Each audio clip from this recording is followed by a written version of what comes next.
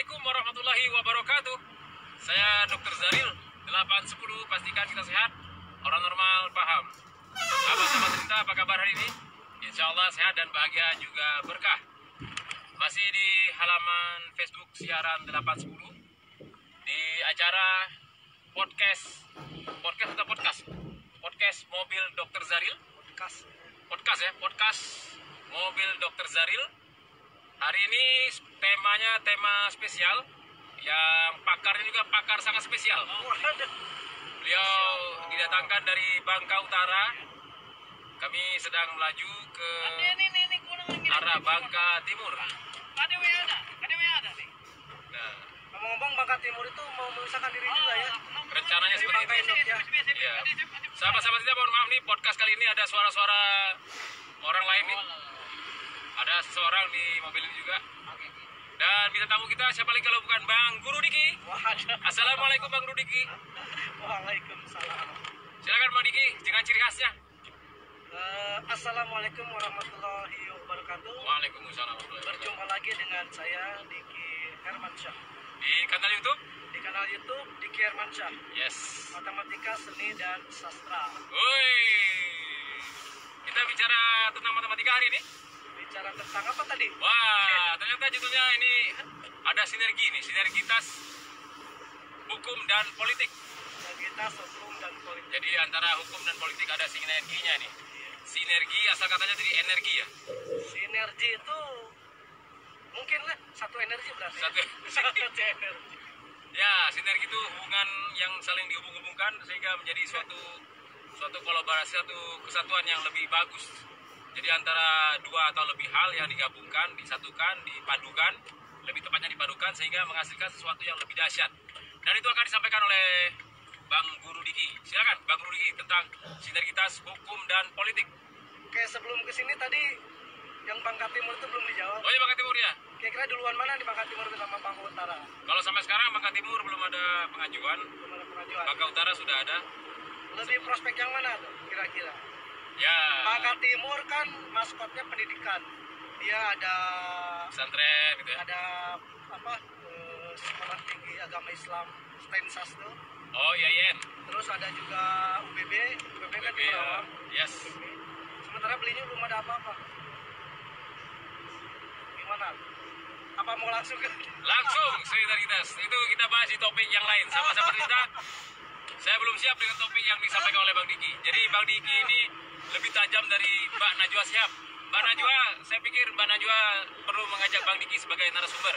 Bahkan Mbak Najwa nanti siap-siap ditanya oleh Bang Diki. Berkelahi ya. Berkelahi jadi ya. Ya, silakan Bang Diki, sinergitas hukum dan politik. Sinergitas hukum dan politik. Hukum.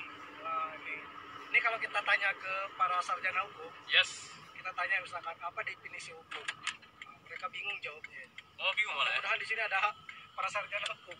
Iya, Kenapa iya. bingung? Karena ditinjau dari sisi mana itu. Hukum itu kan sesuatu yang menggerakkan alam ini kan.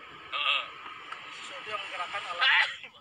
Apakah alam kauniyah atau alam sosial? Hukum gravitasi misalnya gitu ya. Hukum gravitasi berarti itu kan ke alam kauniyah kan? Kauniyah ya. Kauniyah, alam.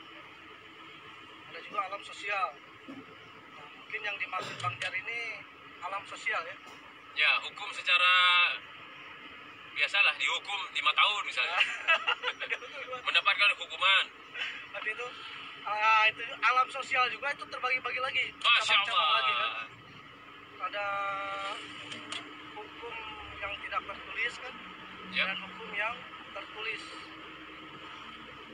Tapi sebenarnya hidup itu kalau terikat dengan hukum nggak enak juga kan? Seperti itu ya. Iya, nggak enak juga. Jadi lebih enak bebas dari hukum. Bukan bebas dengan hukum. Jadi kan manusia itu diciptakan dengan segala fitrahnya. Yep. Tanpa hukum pun mencuri itu nggak baik kan? Siapa yang bilang mencuri itu baik kan? Iya. Meskipun tanpa ada hukum. Kecuali mencuri perhatian rakyat ya.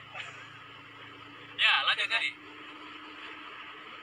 Nah, kalau kita membaca tafsir Hijrahil Quran, Tafsir apa, Ustaz?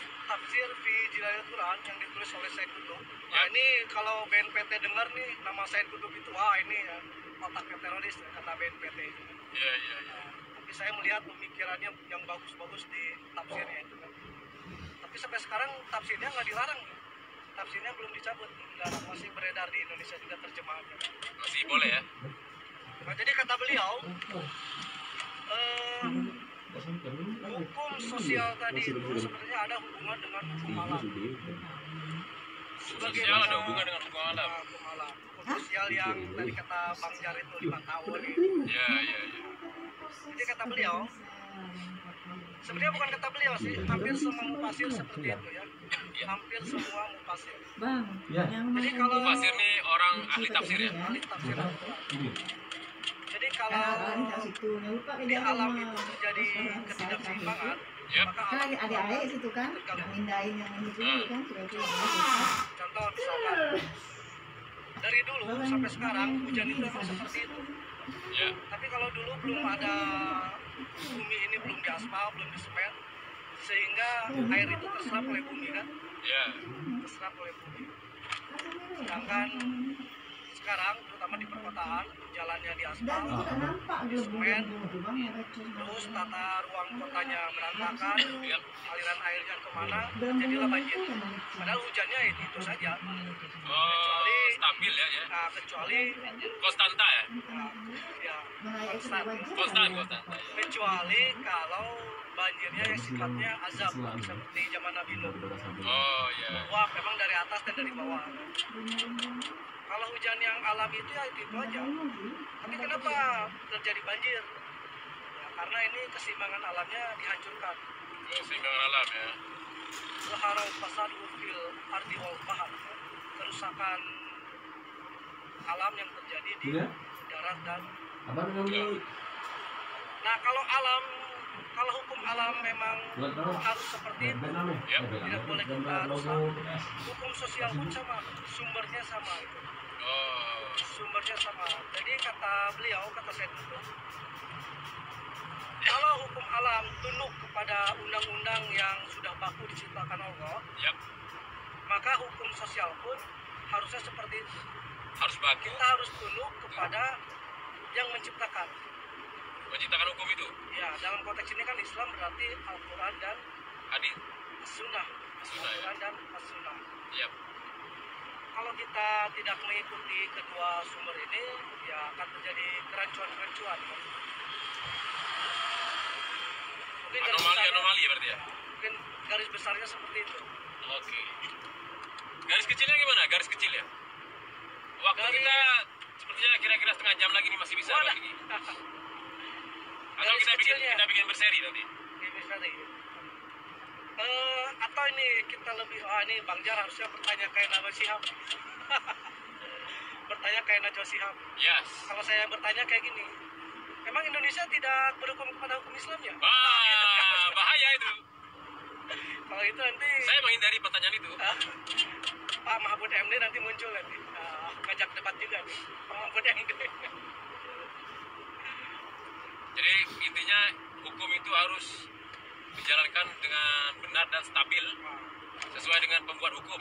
Ya, Jadi ketika melakukan sesuatu yang berlawanan dengan yang dimaksud oleh pembuat hukum atau hukum itu kita kotak-atik, akan terjadi ketidakseimbangan hukum alam, hukum sosial dan lain-lainnya, sehingga terjadi hal-hal yang tidak diinginkan. sampai kehancuran itu ya. Ya, Bahaya berarti ya. ya. Nah, pertanyaannya materi hukumnya seperti apa? Nah, itu dia. Materi hukumnya itu. Kalau kita membaca Al-Quran dan As-Sunnah, Yap. Al-Quran itu kan secara global ya. Secara global. Sedangkan As-Sunnah itu ada yang secara global, ada yang terikat dengan ruang dan waktu. Ruang masyarakat Padang Pasir, Ya. waktunya abad ke-6. Oh, seperti itu. Kalau As-Sunnah. Tapi kalau Al-Quran, meskipun ada ruang dan waktunya itu, banyak didominasi oleh hukum-hukum secara global. Iya. Misalkan yang kayak saya tadi sebutkan, ya Zuharul Fasadu fil Bari wal Bahri. Iya. Kehancuran di darat di laut itu karena ulah manusia. Nah, itu kan Kehancurannya tetap terjadi karena ulah manusia, manusia. tapi bentuk kehancurannya bisa beda-beda. Nah, Pada waktu yang berbeda, hasilnya juga beda gitu ya. Ini ya. Salam dari Mbak Sulistiawati yang kehancuran di darat dan di laut ya karena ulah manusia. Manusia. Kenapa disebut ulah manusia? STM, Karena Muhammadiyah. Allah kan telah menciptakan hukum alam itu seimbang. Ya. Mizan. Mizan seimbang. Tapi Oh, iya. karena di siap-siap lah ya. Tuh, siap-siap. apa di otak-atik oleh manusia, contoh misalkan sudah tahu daerah tersebut posisinya itu di bawah permukaan laut, Yap.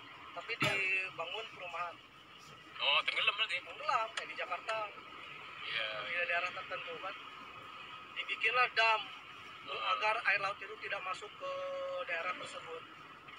Sebesar apapun kan tidak bisa melawan alam kan. Iya. Alam sudah bekerja hancur. Ini sepertinya teman saya nih Bang ini, yang di motor nih. Apa? Di depannya ada motor, sahabat-sahabat kita, depan saya ada motor. Siapa? Ini sepertinya sahabat saya Bang Dedi nih, dari wajahnya nih Bang Dedi nih. Beliau, kalau memang di Bang Dedi, beliau salah satu perawat senior di rumah sakit umum daerah. Pengen lihat. Beliau bawa anaknya kayaknya nih, kayaknya sih. Di depan ya. Ya, kayaknya menyusul belum bisa nih Bang Diki. Oh, oke, silakan lanjut lagi Bang Diki. Sampai di mana tadi ya? Sampai di sampai di Bang Dedi. Ya, ternyata hukum Sampai di materi hukum ya. materi hukum ya. Jadi yang dimaksud dengan hukum yang bersumber dari sang pencipta itu kan sumbernya teksnya ada di dalam Al-Quran dan As-Sunnah kan. Ya. Al-Quran itu tadi sifatnya global. Oh ya, tadi Dan global ya. As-Sunnah ada yang global, ada yang terikat dengan ruang dan Waktu. waktu. Nah, yang menarik itu di dalam As-Sunnah itu kan ada hadis Nabi itu